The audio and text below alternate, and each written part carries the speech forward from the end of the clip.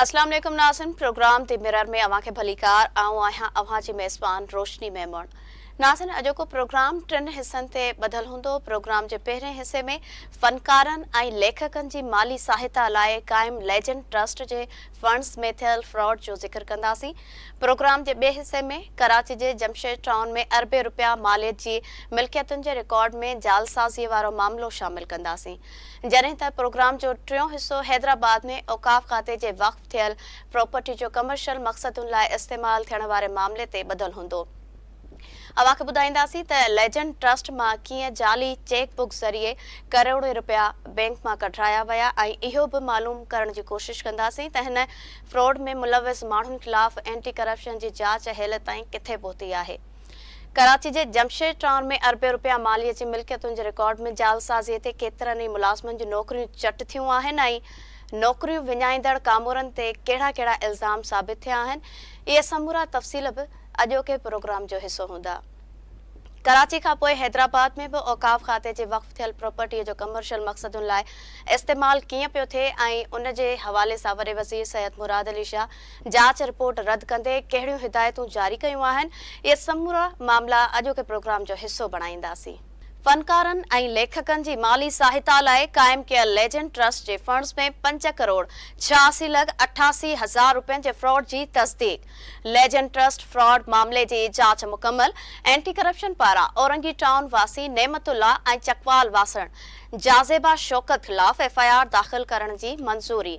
Nematullah Afridi cheque book ज़रिए पंहिंजे तोड़े ॿियनि नालनि सां चेक जारी कया ऐं लेजेंड फंड मां 2 करोड़ 10 लख 69 हज़ार रुपया हड़प कया। चकवाल वासण जाज़ेबा शौकत बि फ्रॉड में मुलविस। हुन बि पंहिंजे नाले सां 18 चेक कैश कराए 3 करोड़ 76 लख 19 हज़ार रुपयनि जो गैर कानूनी फ़ाइदो वरितो। सकाफ़त ऐं सयाहत खाते 18 अक्टूबर 2024 ते आदिल दायो कयल लेजेंड ट्रस्ट फंड लाइ फोकल पर्सन मुक़रर कयो, पर हुन पंहिंजूं ज़िम्मेवारियूं न निभायूं। रिकॉर्ड ऐं लाॻापियल माण्हुनि जे बयाननि मां ख़बर पई त लेजेंड ट्रस्ट फंड जे क़याम खां वठी अॼु ताईं का बि ऑडिट ई न थी आहे। एंटी करप्शन जी जांच रिपोर्ट में इंकशाफ। कराची जे जमशेद टाउन में अरबे रुपया मालीअ जे मिल्कियतुनि जे रिकॉर्ड में जालसाज़ी जी तस्दीक। 3 सब रजिस्ट्रार समेत 7 अमलदारनि जूं नौकरियूं चट। जमशेद टाउन में असल हक़दारनि जो ओरिजिनल रिकॉर्ड डिलीट करण ऐं फेक डॉक्यूमेंट्स अपलोड करण जो मेगा फ्रॉड ज़ाहिर थियण बाद मुलविस अमलदार बरतरफ़ थी विया। सब रजिस्ट्रार जाम Razzaq Dahar, sub registrar Mansoor Soomro, senior clerk Munawar Dharejo ऐं ॿियनि खे रिकॉर्ड में जालसाज़ी करण ते नौकरियुनि मां बरतरफ़ कयो वियो। हैदराबाद में औकाफ़ खाते जे वक़्फ़ थियल प्रॉपर्टी जो कमर्शियल मक़सदुनि लाइ इस्तेमाल। वॾे वज़ीर जांच रिपोर्ट रद्द करे मामलो CMIT ॾांहुं मोकिले छॾियो। औकाफ़ खाते जे स्पेशल सेक्रेटरी सैयद अताउल्ला शाह मामले जी जांच कई, पर केतिरा ई अहम पासा रहिजी विया। मामले जी मुनसफ़ाणी जांच ज़रूरी आहे। कराची में औकाफ़ खाते जो प्लॉट मसवाड़ ते ॾियण जी आड़ में विकिरो करण वारे मामले जी जांच बि रोलड़े जो शिकार। मुलविस कामोरनि ख़िलाफ़ का बि कार्रवाई न थी सघी। इन समूरी सूरतहाल लाइ ॻाल्हि ॿोल लाइ असां सां स्टूडियो में मौजूदु आहे KTN न्यूज़ जो सीनियर रिपोर्टर सगीर चांडियो। सगीर, वॾी महिरबानी वक़्तु ॾियण लाइ। सगीर जी मूं शुरू में ॿुधायो त अॼोको प्रोग्राम 3 हिस्सनि ते ॿधल हूंदो। सभ खां पहिरियां पाण फ़नकारनि ऐं लेखकनि जी माली सहायता लाइ क़ाइमु कयल लेजेंड ट्रस्ट जे फंड में फ्रॉड मामले जो ज़िक्र कंदासीं। इहो ॿुधाइजो त लेजेंड ट्रस्ट फंड में फ्रॉड वारो मामलो कॾहिं ऐं कीअं साम्हूं आयो आहे, हेल ताईं हिन मामले जी जांच किथे पहुती आहे? वॾी महिरबानी रोशनी। ही डॉक्टर जॾहिं इशरत अल इबाद सिंध जो गवर्नर हुयो त ही लेजेंड ट्रस्ट ठाहे वियो हो। ही अटकल 2006 जी ॻाल्हि आहे। 2006 में जेको आहे इहो ट्रस्ट ठाहे वियो। उन खां पोइ इन ट्रस्ट जो जेको मक़सदु आहे त जेकी फ़नकार आहिनि या वरी जेके लेखक आहिनि या को बि जेको लीजेंड, ज़रूरी न आहे फ़नकार के को बि जेको आहे पाकिस्तान या सिंध जो जेको लीजेंड आहे, उन जी माली सहायता जे लाइ या उन्हनि जे ॿारनि जी तालीम जे लाइ, उन्हनि जे इलाज जे लाइ, उन्हनि जी माली सहायता जो करण जो जेको आहे मक़सद जे लाइ इहो लीजेंड ट्रस्ट ठाहे वियो हो। सही। पर इन लीजेंड ट्रस्ट जे मक़सद लाइ ठाहे वियो हो, उहो मक़सद जेको आहे हासिल त न थियो, पर इहो फ्रॉड जे वर चढ़ी वियो आहे ट्रस्ट। सही। त ही 17 अक्टूबर ते जेके सिंध जे गवर्नर हाउस मां बि जेके आहिनि उहे मुख़्तलिफ़ बयान साम्हूं आया त वरी सिंध जे सकाफ़त खाते जे वज़ीर जा बि जेके आहिनि उहे बयान साम्हूं आया। मामिलो वञी एंटी करप्शन ताईं पहुतो ऐं हिकु ॿिनि ते गवर्नर हाउस जेको आहे उहो इल्ज़ाम कल्चर डिपार्टमेंट ते हणी रहियो ऐं कल्चर डिपार्टमेंट वरी गवर्नर हाउस ते जेको आहे उहो इल्ज़ाम हणी रहियो। मामले जी जांच थी ऐं मामिलो इहो एंटी करप्शन वटि पहुतो। एंटी करप्शन इन सॼे मामले जी जांच कंदे तक़रीबन £6.25 करोड़ जो फ्रॉड जेको आहे उन फ्रॉड जी तस्दीक कई आहे। उन में शुराइती तौर ते त 2 ॼणा जेके आहिनि उहे इन में मुलविस जणाया विया आहिनि जिन जे अकाउंट्स में पैसा विया आहिनि। सही। हाणे इहो सॼो फ्रॉड कयो कंहिं आहे, उन जे पुठियां कहिड़ा माण्हू आहिनि, कल्चर डिपार्टमेंट यको किथे गायब हुयो ऐं जॾहिं इहो फ्रॉड थिए पियो या इहे जाली चेक बुक जारी थिया या बैंक अमलो जेको आहे उहो उन जी एॾी लापरवाही कीअं साम्हूं आई, इहे हक़ीक़तूं जेके आहिनि अञा ताईं साम्हूं त न अची सघियूं आहिनि। पर जांच रिपोर्ट उहा कंप्लीट थी वई ऐं काल जेको आहे एंटी करप्शन कमेटी 1 जो इजलास थियो आहे। उन इजलास में इहो केस रखियो वियो ऐं जांच रिपोर्ट बि उते पेश कई वई जंहिंमें ॼाणायो वियो आहे त 5 करोड़ 85 लख रुपयनि जो जेको आहे उहो फ्रॉड कयो आहे। इन फ्रॉड में नेमतुल्ला ख़ान ऐं जाज़ेबा शौकत औरत आहे, हिकिड़ी चकवाल जी इहा औरत आहे ऐं औरंगी टाउन जो जेको आहे उहो नेमतुल्ला ख़ान आहे। इन ॿिन्ही फ्रॉड कयो आहे। इन ॿिन्हिनि जे ख़िलाफ़ FIR दाख़िल करे उन्हनि खे गिरफ़्तार करण जी मंज़ूरी ॾिनी वई आहे। त मजमूई तौर ते इन्हनि 6 करोड़ रुपयनि जो फ्रॉड कयो आहे। हाणे इन में रिपोर्ट में इहो किथे बि नाहे ॼाणायल त कल्चर डिपार्टमेंट जो कहिड़ो किरदारु हुयो ऐं उन्हनि एॾी जेका लापरवाही उन्हनि कई त उन जे पुठियां कहिड़ा सबब थी सघनि था। गवर्नर हाउस छा पियो करे, छाकाणि जो जेको रिपोर्ट में इहो बि इंकशाफ थियो आहे त जॾहिं खां ही ट्रस्ट ठहियो आहे त इन्हनि जे फंडनि जी का बि जेका उहा ऑडिट बि नाहे थी। सही। त इन सॼे मामले खे जेको आहे उहो साइड ते रखियो वियो ऐं लॻे ईअं थो जेका रिपोर्ट पढ़ण मां अचे पई त ही सालनि खां फ्रॉड जेके आहिनि इन ट्रस्ट में थींदो रहियो आहे ऐं उन जी बुनियाद ते जेका इहो ही मामिलो तॾहिं साम्हूं आयो जॾहिं इहे जाली चेक बुक जेके आहिनि उहे ज़ाहिर थिया। त इन मामले जी जेका एंटी करप्शन जांच मुकमल कंदे 2 ॼणनि खे जेको आहे उहो मुलविस करार ॾींदे उन्हनि खे गिरफ़्तार करण जी मंज़ूरी ॾिनी आहे ऐं उन्हनि जा नाला जेके आहिनि उहे ECL में दाख़िल करण जो चयो वियो आहे। अच्छा, जीअं अवां ॿुधायो त एंटी करप्शन अख़्तियारनि औरंगी टाउन वासी नेमतुल्ला ऐं चकवाल वासन जाज़ेबा शौकत ख़िलाफ़ FIR दाख़िल करण जी मंज़ूरी ॾिनी आहे। एंटी करप्शन जी मंज़ूरीअ खां पोइ छा इल्ज़ाम हेठि आयल नेमतुल्ला ऐं औरत जाज़ेबा ख़िलाफ़ केस दाख़िल करे संदसि गिरफ़्तारीअ लाइ के क़दम खयां विया आहिनि? ॾिसो, काल एंटी करप्शन कमेटी 1 जो इहो इजलास थियो आहे। उन इजलास में इहो केस रखियो वियो। इन समेत ॿिया मुख़्तलिफ़ खातनि जा जेके आहिनि उहे केस बि शामिल हुया, पर ही कल्चर डिपार्टमेंट जो बि केस रखियो वियो। उन केस में इहा तफ़सीली जांच रिपोर्ट जेका उहा पेश कई वई ऐं उन में कल्चर डिपार्टमेंट जो बि किथे किथे किरदारु ॿुधायो वियो आहे त उहो उन्हनि जी बि जेका उहा लापरवाही आहे। किथे जेको आहे उहो ॿुधाए पियो वञे त आदिल जेको आहे आदिल दायो उहो इन जो फोकल पर्सन हुयो। उन जी बि जेका उहा लापरवाही ॿुधाई वई आहे, उन पंहिंजी ज़िम्मेवारी पूरी न कई। बाक़ी जेसीं ताईं जेका उन्हनि जी गिरफ़्तारी लाइ जेकी क़दम खयां विया आहिनि उहे अञा ताईं न आहिनि खयां विया, छाकाणि जो ही काल इजलास थियो आहे एंटी करप्शन कमेटी 1 जो। उन खां पोइ हाणे इन कमेटी जा जेके यानी SCC 1 जा जेके आहिनि उहे मिनट्स थींदा। मिनट्स खां पोइ उहो लाॻापियल जेका उन ज़ोन ॾे यानी जेको डायरेक्टर हूंदो या डिप्टी डायरेक्टर हूंदो उन्हनि ॾांहुं इहो केस मोकिलियो हूंदो, उते इन जी FIR थींदी ऐं FIR खां पोइ जेको आहे उहो गिरफ़्तारी जे लाइ जेके आहिनि उहे क़दम खयां वेंदा। त उहो थोरो डिघो प्रोसेस आहे ऐं उन जे लाइ ही मुल्क में अञा ताईं मौजूदु आहिनि। ॿुधाए पियो वञे त उन जे लाइ इन्हनि मता मुल्क खां ॿाहिरि भॼी वञनि त उन जे लाइ ECL में बि नालो विझण जी जेका उन रिपोर्ट में सिफ़ारिश शामिल आहे। पर हिते ॻाल्हि ॿोल कयूं था त इहे 2 ॼणा रुगो इन्वॉल्व न आहिनि, इन जे पुठियां जेके आहिनि तमामु वॾा माण्हू इन्वॉल्व आहिनि। ही फ्रॉड रुगो 6 करोड़ जो न, पर ॿुधाए पियो वञे त तमामु वॾो फ्रॉड थियो आहे। ही केतिरनि ई सालनि खां इहो फ्रॉड थींदो आयो आहे। उन में ॿुधाए पियो वञे त कल्चर डिपार्टमेंट जा जेके माण्हू आहिनि उहे इन्वॉल्व रहिया आहिनि ऐं उनखां अलावा ऐं गवर्नर हाउस जा बि जेके उहे माण्हू इन सां मिली भगत में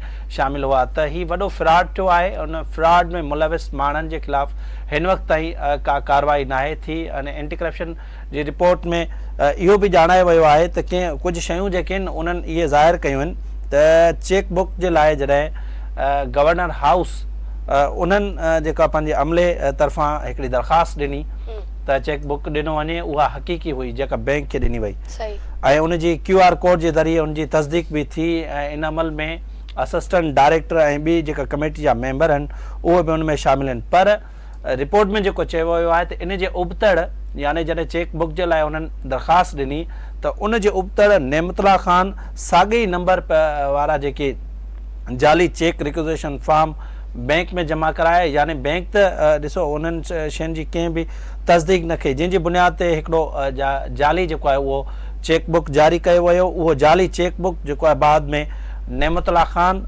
पंहिंजे ऐं ज़ेबा शौकत जे नाले ते चेक्स जेके आहिनि उहे मुसलसल जारी थींदा रहिया।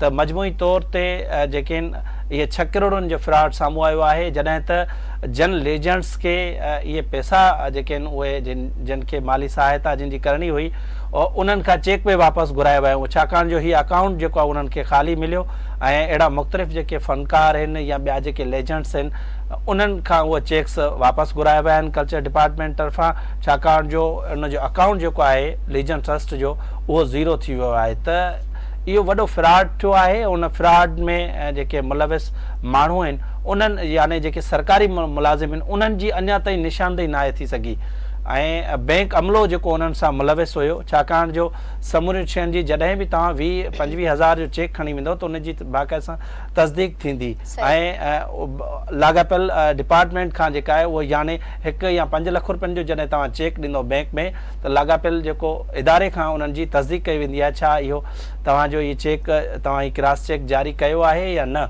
त हिकिड़ो बाक़ाइदे सां प्रोसेस हूंदो आहे, उहो प्रोसेस सभु साइड ते रखिया विया। जेको अकाउंट जी जेका मैनेजमेंट आहे बैंक जी, सिल्क बैंक हुई, बाद में UBL थी, उनजो सॼो अमलो जेको आहे ईअं लॻे पियो त उन में इन्वॉल्व हुयो इन फ्रॉड में। उन रिपोर्ट में बि इहा निशानदेही कई वई आहे त इहे माण्हू जेके आहिनि बैंक अमलो बि जेको आहे उन्हनि सां मुलविस आहे। उनखां अलावा जेके ही 2 नाला साम्हूं अचनि पिया नेमतुल्ला ऐं जाज़िबा शौकत, इन सां वरी इन्हनि जा के प्राइवेट माण्हू बि हुया त बैंक अमलो जेको इन्हनि सां पहिरीं फ्रॉड में मुलविस हुयो उहो ॿिए नंबरनि ते जेको आहे यानी ॿिया जेके प्राइवेट माण्हू बि जेके आहिनि उहे ॿुधाए पिया वञनि जेकी असां ॼाण वरिती आहे, त उन्हनि खे उहो कॉल करे पुछा कनि पिया त छा इहो चेक जेको आहे तव्हां तरफ़ां जारी कयो वियो आहे। त उन्हनि जे येस करण खां पोइ हिननि चेक जेका जारी कया आहिनि। त इहे प्राइवेट माण्हू कंहिंजा हुया ऐं उन्हनि जी निशानदेही छो नाहे थी सघी। इन रिपोर्ट में इलाही शयूं जेके आहिनि उहे इन रिपोर्ट खां जेके आहिनि उहे ख़ारिज आहिनि ऐं रिपोर्ट जेका अणपूरी आहे, पर उन जे बावजूदि एंटी करप्शन रिपोर्ट जेका उहा मुकमल करे 2 ॼणनि जी जेका उहा गिरफ़्तार करण जी जेका उहा उन्हनि खां मंज़ूरी वरिती आहे। अॻिते ॾिसणो इहो आहे छा इहो फ्रॉड जा जेके पैसा आहिनि उहे सकाफ़त खाते या जेके ट्रस्ट जा पैसा आहिनि जेके फ़नकारनि जा जिनखे माली सहायता लाइ इहे पैसा रखिया विया छा उन्हनि खे वापसि मिलनि था या न, इहो वक़्तु ॿुधाईंदो। सगीर, इहो कीअं मुमकिन हूंदो त करोड़े रुपयनि जे फ्रॉड में रुगो हिकु मर्द ऐं हिकु औरत मुलविस हुजनि? जांच दौरान के ॿिया नाला साम्हूं आया आहिनि। इन समूरे फ्रॉड में बैंक अमले या सकाफ़त खाते जे लाॻापियल माण्हुनि जो कहिड़ो किरदारु रहियो आहे? बिल्कुलु, जांच रिपोर्ट में बि कुझु शयूं जेके आहिनि उहे ज़ाहिर थियूं आहिनि। उनमें बैंक अमलो बि जेको आहे उहो इन्वॉल्व ॼाणायो वियो आहे। जांच रिपोर्ट में न सिर्फ़ु जेके इहे मूं नाला ॿुधाया, हिकु औरत आहे ॿियो मर्द आहे, त उन्हनि जे त अकाउंट्स में पैसा विया आहिनि। हिकु जे अकाउंट्स में तक़रीबन 2 करोड़ रुपयनि खां वधीक जी रक़म वई आहे ऐं ॿी जेका औरत जे अकाउंट में जेका आहे उहो तक़रीबन 3.5 करोड़ रुपयनि जी रक़म उन्हनि जे नालनि ते मुंतक़िल थी आहे। त इन्हनि जे रुगो अकाउंट्स में जेके आहिनि विया आहिनि। बाक़ी जेको ॿियो सॼो किरदारु आहे उहे उन्हनि जे ख़िलाफ़ का कार्रवाई एंटी करप्शन बि नाहे कई, न ई उन्हनि जे ख़िलाफ़ को केस दाख़िल करण जो चयो वियो आहे। हाणे रिपोर्ट एंटी करप्शन जी रिपोर्ट में इहो ॿुधायो वियो आहे त सिल्क बैंक जा जेके अमलदार आहिनि उहे जेके फ्रॉड कंदड़ यानी जेके नेमतुल्ला हुयो उन्हनि सां मिलियल हुया, छाकाणि जो जाली जेको चेक बुक जारी कराइण में बैंक अमले जेका आहे हिननि जी मदद कई।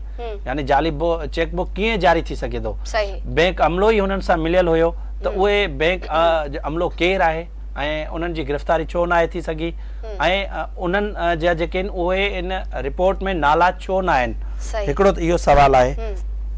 ॿियो वरी 18 अक्टूबर 2024 ते जेको आदिल दायो आहे उहो लीजन ट्रस्ट फंड जो फोकल पर्सन मुक़ररु कयो वियो हो, यानी सॼा मामला जेके आहिनि कल्चर डिपार्टमेंट तरफ़ां उहो आदिल दायो ॾिसी रहियो हो, यानी उहो फोकल पर्सन मुक़ररु हुयो। सही।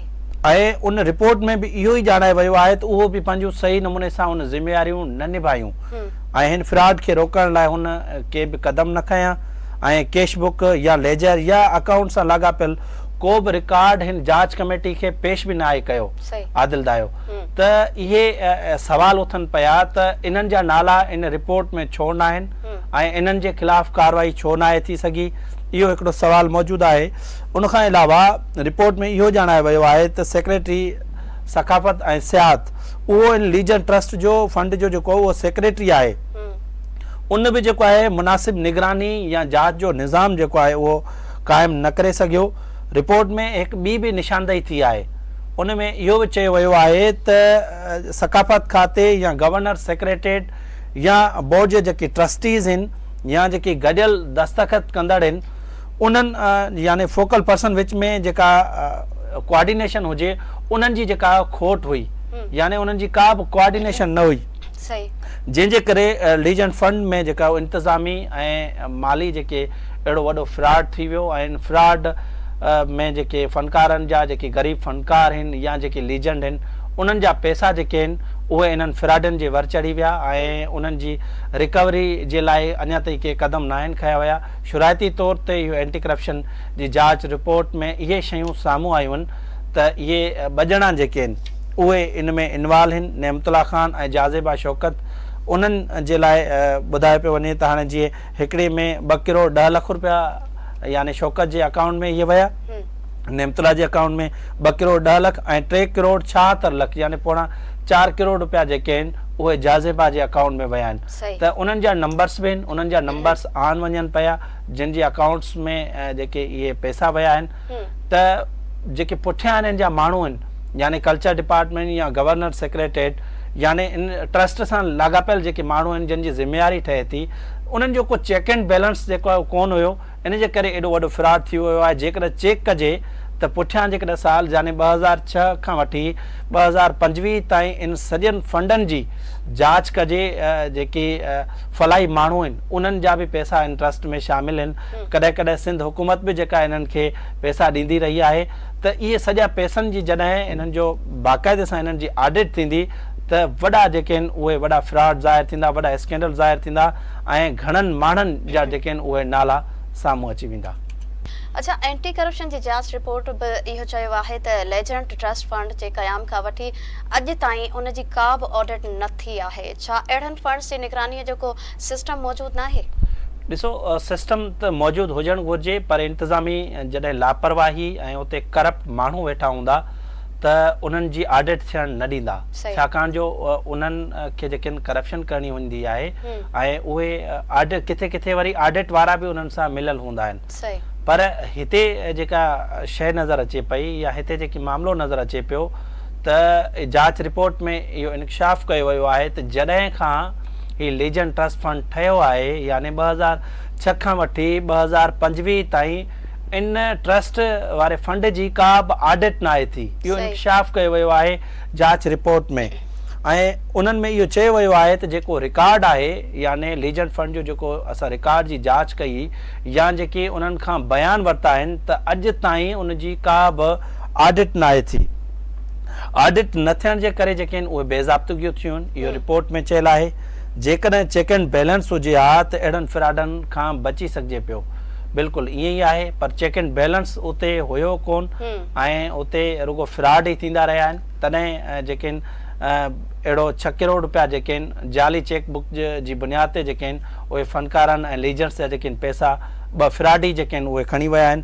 तंहिं करे उन्हनि सिफ़ारिश कई आहे त सुठी साख रखंदड़ जेको इदारो आहे उन खां ऑडिट कराई वञे। इहा रिपोर्ट में सिफ़ारिश थियल आहे। उन्हनि ऑडिट सां ख़बर पवंदी यानी 2006 खां 2025 ताईं इन्हनि फंडनि जी ऑडिट थींदी त ख़बर पवंदी त इन्हनि में कहिड़ा कहिड़ा माण्हू जेके आहिनि उहे मुलविस आहिनि, केतिरो फ्रॉड थियो आहे। छाकाणि 2006 खां वठी हिन वक़्त ताईं ऑडिट न थियण जे करे वॾा वॾा माली फ्रॉड थी ज़ाहिर थी सघनि था। उन में कल्चर जा माण्हू बि जेके आहिनि उहे मुलविस हूंदा, कल्चर डिपार्टमेंट जा। ऐं उनखां अलावा जेके गवर्नर सेक्रेटरीट जा बि माण्हू इन में मुलविस थी सघनि था, त उन्हनि जी जेका हिकिड़ी ॿेघी ठहियलु आहे ही लीजन ट्रस्ट वारी, त उन्हनि जा इहे फ्रॉड ज़ाहिर थी पवंदा ऐं उन्हनि जे ख़िलाफ़ कार्रवाई बि थी सघंदी। सगीर अवां सां ॻाल्हि ॿोल जारी रखंदासीं। हिन वक़्तु लीजेंड ट्रस्ट जो मेंबर असां सां लाइन ते मौजूदु आहे कैसर ख़ान निज़ामाणी साहब। अस्सलाम वालेकुम, वॾी महिरबानी कैसर साहब। ॿुधाइजो त फ़नकारनि लेखकनि समेत ॿियनि लेजेंड्स जे माली सहायता लाइ ठहियल लेजेंड ट्रस्ट जा अव्हां मेंबर आहियो। हिन ट्रस्ट में 6 करोड़ जो गबन थियो आहे। छा इन में को चेक एंड बैलेंस न आहे जो जाली चेक बुक ज़रिए 6 करोड़ निकिरी विया आहिनि ऐं कंहिंखे ख़बर न पई? जेको लेजेंड ट्रस्ट आहे, लेजेंड ट्रस्ट ठाहियो हुओ उहो मुंहिंजो ख़्यालु आहे को 10 साल 12 साल अॻु में, ऐं इन जो मक़सदु सिर्फ़ु इहो त जेके पाकिस्तान में लेजेंड जे तौर ते जेके माण्हू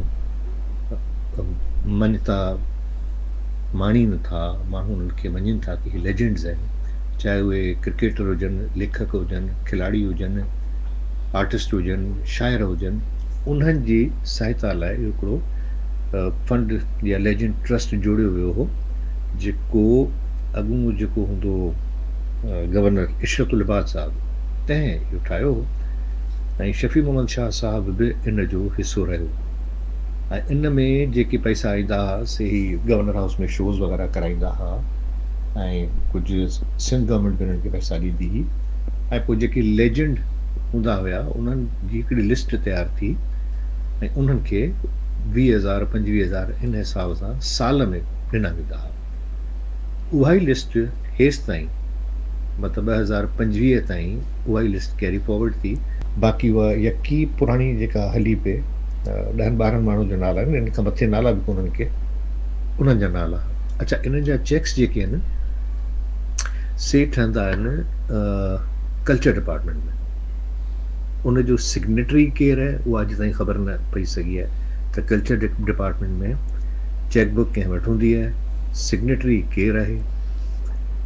असां सां त चङा ई कई सिंध गवर्नर कामरान टिसोरी साहब त बाबा तव्हीं सिंधी माण्हुनि खे तव्हीं सुञाणो था, सुल्ताना सिद्दीकी साहिबा ऐं कैसर भाई तव्हां ॿई सो महिरबानी करे असांजी रहनुमाई कयो त कहिड़ा अहिड़ा आर्टिस्ट आहिनि टेलीविज़न जे हवाले सां जिन खे जेके पाण लेजेंड बि कोठाए सघूं ऐं उन्हनि जी पाण जेका बि मदद थी सघे असां कयूं। सो जिन खे आउं सुञाणंदुसि उहे नाला सुल्ताना साहिबा खे फॉर्वर्ड कंदुसि, त सुल्ताना उनखे सुञाणंदी त चवंदी हा इहे माण्हू आहिनि बाबा, हिन जो नालो लिस्ट में ज़रूरु शामिलु कयो वञे। पर उहो स्टेज अञा आई कान। त आउं वरी हिते हम टीवी जे अवॉर्ड्स ऐं साना जो जेको हिकिड़ो थींदो कन्वेंशन उन हवाले सां अमरीका में आयल हुउसि, त ॾिठुमि त ख़बर पई त साईं पोयां खे 6 करोड़ रुपया ग़ाइब थी विया। हाणे मूंखे हिकिड़ी ॻाल्हि ॿुधायो त पाण माण्हू हिकिड़ो 20-25 हज़ार जो चेक कंहिंखे ॾियूं था त बैंक उनखे वेरीफाई कंदी आहे, फ़ोन करे पुछा कंदी आहे त बाबा हीउ चेक तव्हां ॾिनो आहे? असां चवंदा आहियूं हा भई असां ॾिनो आहे। तंहिंखां पोइ बैंक जेका उनखे ऑनर कंदी आहे। हीअ 6 करोड़नि जा चेक बैंक कीअं ॾेई छॾिया ऐं कंहिंजी सिग्नेचर्स आहिनि, कंहिं अप्रूवल कया, इन जी जांच थियणु घुरिजे। पर अनफॉर्चुनेटली पाकिस्तान में जॾहिं का कमेटी जोड़ी वेंदी आहे, अॼु ताईं उहा कमेटी जेका आहे सा का बि कंहिं बि इदारे हवाले सां का बि कमेटी जेका आहे सा मुंहिंजो न आहे ख़्याल त उनखे 100% रिज़ल्ट ॾिनो हुजे। बाक़ी सुवाल करणु घुरिजे त चेक कस्टोडियन केरु आहिनि, उन्हनि जी कस्टडी में उहा चेक बुक कीअं निकिती, सिग्नेचर्स कंहिं कया ऐं कहिड़नि माण्हुनि जे नाले ते उहे चेक्स रिलीज़ थिया आहिनि। छो जो ट्रस्ट जा जेके चेक हूंदा आहिनि उहे कैश चेक कोन हूंदा आहिनि, उहे क्रॉस चेक्स हूंदा आहिनि। त क्रॉस चेक जंहिं अकाउंट में विया हूंदा त डेफिनेटली माण्हू उन्हनि खे स्क्रूटनाइज़ करे सघे थो, ट्रैक करे सघे थो। बाक़ी ॿियो छा थो चई सघां। अच्छा कैसर साहब, गवर्नर हाउस जो कहिड़ो किरदारु रहियो आहे ऐं सकाफ़त खाते जी छा ज़िमेदारी आहे, इहो ॿुधाइजो त जॾहिं खां इहा ट्रस्ट ठही आहे उन जी ऑडिट थी आहे या न? हीउ जेको ट्रस्ट आहे इहो जॾहिं खां ठहियो आहे उनजी ऑडिट थी आहे न आहे थी, इहा त ख़बर असांखे न आहे। छो जो हिन ट्रस्ट जो को ऑफिस बि न आहे। हिन ट्रस्ट जो को ऑफिस हुजे जिथे फाइलूं रखियल हुजनि, जिथे को मैनेजर हुजे या को अकाउंटेंट हुजे या को अहिड़ो ऑफिस स्टाफ हुजे जंहिंखां माण्हू फाइल कढी पुछा करे ॾिसे त भई छा मामिलो आहे, उहा अहिड़ी का शइ कान्हे का। जेसि ताईं मूंखे ख़बर आहे त इन जा सभु कागर पट जेके आहिनि से कल्चर डिपार्टमेंट वटि आहिनि गवर्नर हाउस में कंहिं वक़्त में का ऑफिस हूंदी हुई ऐं साहब हाणे कान्हे का, ऐं हाणे उहे कल्चर डिपार्टमेंट वारा जेके आहिनि उहे उनखे ॾिसंदा आहिनि ऐं इन में जेके फंड्स ईंदा आहिनि से CM हाउस मां ईंदा आहिनि या CM साहब जी तरफ़ां ईंदा आहिनि घणो करे, ऐं बाक़ी जेकी शोज़ वग़ैरह कराईंदा हुआ उन सां फंड जनरेशन थींदी। उहे त 2 सालनि खां त मूंखे ख़बर आहे त को शो कोन थियो आहे, कंहिं क़िस्म जो वरी का एक्टिविटी न थी जंहिंसां फंड्स जनरेट थिया हुजनि। ऐं मूंखे इहा बि ख़बर आहे त हीअ 2 सालनि खां वठी इहो ट्रस्ट डेड पियो हो। इहो त गवर्नर साहब अची हिनखे वरी जीअरो कयो ऐं पोइ ख़बर पई त ट्रस्ट में एतिरा पैसा बि न आहिनि, पर जेके बि हुयासीं चेक्स वेक्स ठाहे 20,000 जा माण्हुनि खे ॾेई उहो बि न ख़ाली करे छॾियो। पोइ वरी CM साहब खे ख़त लिखियो हुयईं त तव्हां हमेशह महिरबानी कंदा आहियो, सो हिन ट्रस्ट खे तव्हां वरी सपोर्ट करियो। पोइ आख़िरी ख़बरुनि ताईं मूंखे इहा मतिलबु 2 महीना अॻु में ताईं त 2 न 3 महीना अॻु में ताईं त CM साहब जी का मुलाक़ात न थी सघी, छो जो उन में असां पाण कोशिशि कई पिए त CM साहब उहा टाइम वठी ऐं कुझु फंड्स रिलीज़ कराए सघूं, पर मुंहिंजी या सुल्ताना साहिबा जी असांजी का मुलाक़ात CM साहब सां न थी सघी आहे। ऐं उन खां पोइ सुल्ताना आपा पाण बिज़ी थी वियूं। तव्हां ॿुधो हूंदो त लंडन में उन्हनि खे PhD जी एज़ाज़ी डिग्री ॾिनी वई, पोइ अमेरिका जा कम आपा ट्रैवल कंदियूं रहियूं। इन हवाले सां आउं बि ट्रैवल कंदो रहियुसि, ख़बर हाणे ॿुधीसीं। सो ॾाढो अफ़सोस थियो कि ग़रीब माण्हुनि जा पैसा, जेके मुस्तहिक माण्हू उन्हनि जा पैसा जेको खाए थो त उहे उन्हनि खे कीअं उन्हनि खे नसीब थींदा, पंहिंजे बचनि खे हराम खाराए छा कंदा। ऐं सो बि 6 करोड़ रुपया यार, हद आहे कसम सां। मूंखे त ॾाढो हैरत पई थिए ऐं अफ़सोस पियो थिए। ऐं मज़े जी ॻाल्हि वरी हिकिड़ी ॿी बि आहे त सिंध गवर्नमेंट कल्चर डिपार्टमेंट में जेको आर्टिस्ट एंडाउमेंट फंड आहे उनजी नई कमेटी का जोड़ी वई आहे। ऐं कमाल इहो आहे त उन में 2 एक्टर जेके आहिनि से पंजाब जा आहिनि, जिन जो शनाख्ती कार्ड बि हिते जो न आहे। सो सिंधी एक्टरनि सां नाला त ॼाणीनि ई कोन था, पर कंहिंसां हथ मिलाइणो पसंदि कोन था कनि। उन्हनि खे बि उन कमेटी जो मेंबर रखियो आहे। मूंखे त हैरत थी थिए, सिंध में एॾा वॾा वॾा नाला मौजूदु आहिनि, उन्हनि खे छो नथा कमेटी जो मेंबर्स कनि। घटि में घटि सिंध जे माण्हुनि खे त सुञाणे सघनि। सॻे रवां केसर ख़ान निज़ामाणी जी ॻाल्हि ॿोल ॿुधी। हाणे पाण ज़िक्र कंदासीं कराची जे जमशेद टाउन में अरबे रुपया माले जी मिल्कियतुनि जे रिकॉर्ड में जालसाज़ी वारे मामले बाबति आगाह कजो त इन जालसाज़ीअ में केरु केरु मुलविस हो ऐं इन्हनि ख़िलाफ़ कहिड़ी कार्रवाई अमल में आई आहे। ॾिसो, इहो तमामु वॾो फ्रॉड थियो हुयो ऐं सिंध हुकूमत जी हिकिड़ी अहम शख़्सियत उन जे प्लाट जे रिकॉर्ड में जालसाज़ी थी हुई। पोइ इन मामले जो सख़्ती सां नोटिस वरितो वियो हो, बोर्ड ऑफ रेवेन्यू में थरथलो मची वियो हो, कुझु माण्हुनि खे त अरेस्ट बि कयो वियो हो। जंहिंखां पोइ इन मामले जी जांच जो हुकुम ॾिनो वियो। उन वक़्त जो जेको ज़िला रजिस्ट्रार हुयो, डिस्ट्रिक्ट रजिस्ट्रार सलीमुद्दीन मेमून, उन जी सरबराही में हिकिड़ी कमेटी ठही हुई। उन मामले जी जांच कई ऐं जांच में इहा तस्दीक थी त कराची यानी जमशेद टाउन 1 में जेको आहे जेके ख़ानगी माण्हुनि जूं जेके मिल्कियतूं आहिनि, तक़रीबन 29 मिल्कियतूं उन्हनि जे रिकॉर्ड में जालसाज़ी कई वई। हाणे इन मामले जो जेको आहे उहो केस बि हलंदो रहियो आहे, एंटी करप्शन में बि इन जा केस हली रहिया आहिनि।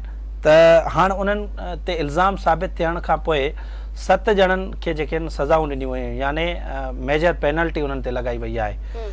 त उन में 7 माण्हुनि में 3 सब रजिस्ट्रार आहिनि ऐं ॿिया उन में अमलदार शामिल आहिनि। उन्हनि खे नौकरियुनि तां बरतरफ़ कयो वियो आहे। उन्हनि में सीनियर क्लार्क आहिनि मुनवर धारे जो, उन्हनि खे नौकरी तां बरतरफ़ कयो वियो आहे। सब रजिस्ट्रार जाम रज़ाक डहर, उन्हनि खे नौकरी तां बरतरफ़ कयो वियो आहे। सब रजिस्ट्रार मंसूर अली खोखर आहिनि, उन जी नौकरी जेका आहे उहा चट कई वई आहे।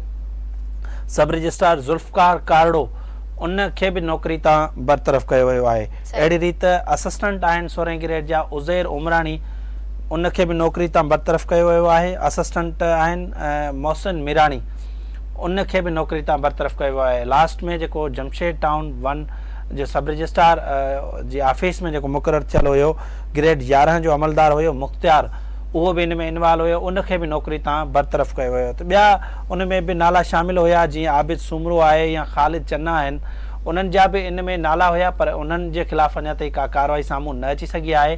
पर जेके शुराइती जांच थी, जांच खां पोइ जेको इल्ज़ाम साबित थियो, काल senior member board of revenue उन्हनि जा नोटिफिकेशन जारी कंदे 3 सब रजिस्ट्रारनि समेत 7 ॼणनि खे नौकरियुनि तां बरतरफ़ करे छॾियो आहे। अच्छा सकीर, इहो ॿुधायो त जांच रिपोर्ट में छा लिखियो वियो आहे? जेके अमलदार बरतरफ़ थिया आहिनि उन्हनि जे मथां कहिड़ा कहिड़ा इल्ज़ाम हुआ? कहिड़े अमलदार कहिड़ी रीति जालसाज़ी कई आहे? नाज़रीन खे अमलदारनि जे तरीक़े वारदात बाबति थोरो तफ़सील सां आगाह कजो। ॾिसो, इहो तमामु हाई प्रोफाइल केस हुयो ऐं इन जांच रिपोर्ट यानी हिन जी 2 दफ़ा जेका तहक़ीक़ात थी आहे। पहिरीं जेको मूं तव्हांखे ॿुधायो शुरू में त सलीमद्दीन मेमून जेको आहे, जेको डिस्ट्रिक्ट रजिस्ट्रार कराची हुयो, उन तफ़सीली इन मामले जी जांच कई, जंहिंखां पोइ वरी ॿीहर चीफ सेक्रेटरी सिंध जी हिदायतनि ते CMIT उन वक़्त जो जेको सेक्रेटरी हुयो शमीर ख़ान भुट्टो, उन अलॻि सां इन मामले जी जांच कई। तस्दीक थी त 29 यानी 29 जेके क़ीमती ख़ानगी मिल्कियतूं हुयूं, प्राइवेट मिल्कियतूं, उन्हनि जे रिकॉर्ड में जालसाज़ी थी। त इन मामले जी जांच थी ऐं उन जांच रिपोर्ट खां पोइ अहम हुकुम बि जेके आहिनि चीफ सेक्रेटरी सिंध तरफ़ां ॾिना विया। त जेकी हाणे तव्हां ॿुधायो था त कंहिं ते कहिड़ो इल्ज़ाम हुयो, उहो तव्हांखे ॿुधाईंदुसि। त जेको सभ खां मेन जेको माण्हू हुयो 14 ग्रेड जो सीनियर क्लार्क मुनवर धारे जो, उन ते इहो इल्ज़ाम हुयो त हिन रिकॉर्ड गाइब कयो, गैर क़ानूनी जेके दस्तावेज़ आहिनि उन्हनि जी रजिस्ट्रेशन कराई ऐं रजिस्ट्रेशन रिकॉर्ड में टेम्परिंग बि कई ऐं हाई वैल्यू जेका प्रॉपर्टीज़ आहे उहा पंहिंजे हिन भाइरनि जे नाले ते कई। यानी जेके ख़ानगी मिल्कियतूं हुयूं, ख़ाली पयल हुयूं, उन जे रिकॉर्ड में जालसाज़ी करे हिन पंहिंजे भाइरनि जे नाले ते इहे मिल्कियतूं कराए वरितियूं। हाणे उहो इल्ज़ाम साबित थी वियो आहे। उनखां पोइ इन मुनवर धारिजो खे जेको आहे उहो नौकरी तां बरतरफ़ कयो वियो आहे। वरी अचूं था पाण सब रजिस्ट्रार ॼाम रज़ाक ॾहर ते उन गैर क़ानूनी ऐं जाली दस्तावेज़ जेके आहिनि उहे रजिस्टर्ड कया। फ्रॉड वारो इन ते इल्ज़ाम साबित थियो, खेसि नौकरी तां बरतरफ़ कयो वियो आहे। ईअं ई सब रजिस्ट्रार आहे मंसूर अली सुमरो, उन बि गैर क़ानूनी तौर ते जेके आहिनि इहे मिल्कियतूं रजिस्टर कयूं। सब रजिस्ट्रार ज़ुल्फ़कार कारड़ो, उन ते बि जेको आहे गैर क़ानूनी रजिस्ट्रेशन करणु ऐं जाली दस्तावेज़ ठाहिण वारो जेको इल्ज़ाम आहे उहो साबित थियो, उन जी नौकरी चट कई वई आहे। 16 ग्रेड जो आहे असिस्टेंट उज़ैर उमरानी, हिन साहब वरी कराची जे जेका वॾे पैमाने ते हिन रिकॉर्ड जी गुमशुदगी यानी हिन रिकॉर्ड ई गुम कयो जेको असुल माण्हुनि जो हुयो, यानी जेके जिन जूं ख़ानगी मिल्कियतूं जिन जे नाले ते हुयूं, हिन साहब वरी उहो सॼो रिकॉर्ड हुन गुम करे नओं रिकॉर्ड ठाहे करे उन मुख़्तलिफ़ माण्हुनि खे फ़ाइदो ॾियण जे लाइ असुल रिकॉर्ड हिन गुम कयो। उहो हिन ते इल्ज़ाम हुयो ऐं फेरफार में ही मुलविस हुयो, इन जे करे इन जी नौकरी ख़तमु कई वई आहे। वरी 16 ग्रेड जो असिस्टेंट आहे मोहसिन मीरानी, उन ते बि इहो इल्ज़ाम आहे त हिन सेंट्रल रिकॉर्ड सां छेड़छाड़ कई। सेंट्रल रिकॉर्ड में सॼियूं शयूं, सॼा जेके रिकॉर्ड या दस्तावेज़ जेके पिया हूंदा आहिनि उन्हनि सां हिन छेड़छाड़ कई। हिन ते बि रिकॉर्ड गुम करण जो इल्ज़ाम हुयो ऐं इन जी बि जेका उहा नौकरी ख़तमु कई वई। उन खां अलावा ही त इन्हनि ते इहे इल्ज़ाम हुया जेके तफ़सील मूं तव्हांखे ॿुधाया, पर उन खां अलावा चीफ सेक्रेटरी सिंध इन रिपोर्ट ते मुख़्तलिफ़ हिदायतूं बि जारी कयूं ऐं चीफ सेक्रेटरी सिंध इहो चयो त रुगो कराची जे हिकु टाउन यानी जमशेद टाउन 1 में एॾो वॾो फ्रॉड थियो आहे त कराची जे समूरनि टाउन्स में केतिरी वॾी करप्शन थी हूंदी। तंहिं करे 5 खां 10 सालनि जे रिकॉर्ड जी जांच कई वञे। हाणे कराची जे समूरनि सब रजिस्ट्रारनि जी रिकॉर्ड जी जेका 5 खां 10 सालनि जी रिकॉर्ड जी जांच थियणी आहे, पर उहा जांच अञा ताईं रोलड़ जो शिकार आहे। पहिरीं त हिकु मेंबर खे ॾिनी वई, उन इनकार कयो छाकाणि जो उते सिस्टम जा माण्हू मुलविस हूंदा आहिनि ऐं सिस्टम वारा उन्हनि खे तहक़ीक़ात करणु कोन ॾींदा। पहिरें जेको चेयरपर्सन उनजो मुक़ररु कयो वियो उन इनकार कयो, वरी कंहिं ॿिए ऑफिसर खे ॾिनी वई, उन बि रोलड़ जो शिकार करे रिपोर्ट साइलेंट कई वई। उन खां अलावा चीफ सेक्रेटरी सिंध उन रिपोर्ट ते इहा बि हिदायत कई त जेकी कराची में 5 सालनि खां सब रजिस्ट्रार वेठा आहिनि उन्हनि खे कराची मां ॿियनि ज़िलनि में ट्रांसफ़र कयो वञे। यानी उहे कराची में 5 सालनि खां हिते कनि छा पिया, उहे करता धरता थी विया आहिनि, उन्हनि जो असर रसूख़ पैदा थी वियो आहे, तंहिं करे इन्हनि खे ॿियनि ज़िलनि में बदिली कयो वियो। उन हुकुम ते बि जेको आहे इम्प्लीमेंट न थियो, तंहिं करे तमामु वॾियूं माफ़ियाऊं आहिनि ऐं उन्हनि माफ़ियानि ऐं हिकिड़े सिस्टम जे तहत कराची में अहिड़ो सिस्टम हले थो ऐं जालसाज़ी थिए थी, रेवेन्यू रिकॉर्ड में फेरफार थिए वञे थी ऐं ईअं ई जेके आहिनि सरकारी ज़मीनूं जेके आहिनि उहे फबायूं वञनि थियूं। सकीर, हाणे प्रोग्राम जे आख़िरी हिस्से में इहो ॿुधाइजो त हैदराबाद में औकाफ़ खाते जे वक़्तु थियल प्रॉपर्टी जो कमर्शियल मक़सदुनि लाइ इस्तेमालु कीअं थिए थो ऐं इन हवाले सां जांच कहिड़े मरहले में पहुती आहे? ॾिसो औकाफ़ खाते में बि वॾियूं माफ़ियाऊं वेठल आहिनि ऐं वक़्फ़ थियल प्रॉपर्टियूं बि जेके आहिनि उहे मुख़्तलिफ़ माण्हुनि खे किरोड़े रुपयनि जी रिश्वत वठी करे उहे कमर्शियल मक़सदनि लाइ ॾेई छॾनि था। सही। हाणे कराची पहिरीं त कराची में अहिड़ो हिकिड़ो वॾो स्कैंडल साम्हूं आयो हो। हिकिड़े मस्जिद सां गंढियल हिकिड़ो प्लाट हुयो, उन प्लाट ते वॾी 5 माड़ बिल्डिंग ठाही वई। उन मामले ते असीं पाण पहिरीं प्रोग्राम करे चुका हुआसीं, पर हाणे वरी हैदराबाद में अहिड़ो वॾो स्कैंडल साम्हूं आयो आहे। त तक़रीबन ॿुधाए पियो वञे त 7 करोड़ रुपयनि जी मालियत जो उहो प्लाट आहे, वक़्फ़ थियल जेका उहा प्रॉपर्टी आहे सदर वारे इलाइक़े में आहे, उन सां ई गंढियल प्लाट आहे, यूनिट नंबर 21 ऐं 22। उन ते तामीरात वारो कमु जेको आहे उन ते इजाज़त ॾिनी वई। त इन मामले जी जेका आहे इंक्वायरी थी ऐं इंक्वायरी में जेको सैयद स्पेशल सेक्रेटरी हुयो सैयद अताउल्ला शाह, उनखे इहो टास्क ॾिनो वियो त इन मामले जी इंक्वायरी कई वञे त इहो जेको वक़्फ़ थियल प्रॉपर्टी हुई 21 ऐं 22 उन ते तामीरात जी इजाज़त कंहिं ॾिनी आहे। त इन मामले जी इंक्वायरी कई सैयद अताउल्ला शाह ऐं उते वियो, समूरनि मामलनि जी जांच कई ऐं उन जेका आहे 2 माण्हुनि खे जेको आहे उहो मुलविस करार ॾिनो। सही। हाणे उन में जेको हिकिड़ो त हुयो मुमताज़ अली चन्ना जेको अॻूणो चीफ एडमिनिस्ट्रेटर हुयो ऐं जेको हिन वक़्तु जेल में बि आहे मुमताज़ अली चन्ना, ऐं जॾहिं सर्कल 1 जो अॻूणो मैनेजर हुयो महताब ख़ान, उन जा नाला ॾेई करे रिपोर्ट हिन जमा कराए छॾी। सही। हाणे असल में जेका असांखे इंफॉर्मेशन मिली त इन रिपोर्ट जेका उहा सही न ॾिनी आहे। असीं KTN में बि ऐं कावश में बि मूं रिपोर्ट ॾिनी त सैयद अताउल्ला शाह जेको आहे उहो उन वक़्तु पाण चीफ एडमिनिस्ट्रेटर हुयो ऐं उन जी नोट ते सही बि हुई। त जेका मुमताज़ चन्ना ॾिनी हुई उहा बाद में कैंटोनमेंट वारनि उहा रोके छॾी। मुंहिंजी इन सां जेको उन वक़्तु सर्कल 1 जो अॻूणो मैनेजर हुयो महताब ख़ान, उन सां बि मुंहिंजी ॻाल्हि ॿोल थी। उन्हनि इहो ॿुधायो हो त जेका उनजा कुझु ख़त बि जेके आहिनि उहे नोट बि जेके आहिनि स्क्रीन ते साम्हूं अचनि पिया ऐं पाण नाज़रीन खे पहिरीं ॿुधाए बि चुका आहियूं त उन ते सैयद अताउल्ला शाह पाण बि उन में मुलविस हुयो। उन खां अलावा ॿिया बि जेके आहिनि माण्हू उन में मुलविस हुया, उन्हनि समूरनि किरदारनि खे बचायो वियो। यानी इहा इंक्वायरी रिपोर्ट जेका आहे उहा शकी थी वई। त उहा रिपोर्ट जेका आहे उन्हनि जमा कराई ऐं रिपोर्ट में इहो चयो वियो त इहे 2 ॼणा यानी जेको हिकिड़ो जेल में आहे मुमताज़ चन्ना जेको चीफ एडमिनिस्ट्रेटर हुयो, उन वाक़ई पहिरीं जेका आहे उन इहा इजाज़त ॾिनी हुई ऐं जंहिंखां पोइ वरी कैंटोनमेंट वारनि उहा रोके छॾी हुई। वरी पोइ ॿीहर जेका आहे उहा सैयद अताउल्ला शाह ॾिनी ऐं उन शइ खे इन्हनि हाइड कयो वियो ऐं ॿिया बि कुझु ऑफिसर जेके आहिनि उहे इन्वॉल्व आहिनि। त इहा रिपोर्ट जेका उहा शकी ज़ाहिर थी ऐं रिपोर्ट इहा जमा कराई वई। त उन में इन 2 ऑफिसरनि खे इन्हनि इन्वॉल्व कयो। त उन रिपोर्ट में इहो चयो वियो त हुमेरा शाहिद जेका आहे उनजी दरख़्वास्त ते इहा जेको यूनिट नंबर 21 ऐं 22 आहे उन ते तामीरात जी इजाज़त जेका आहे 19 फरवरी 2024 ते उन वक़्तु जे चीफ एडमिनिस्ट्रेटर मुमताज़ अली चन्ना ॾिनी, पर उहो हिन वक़्तु जेल में आहे।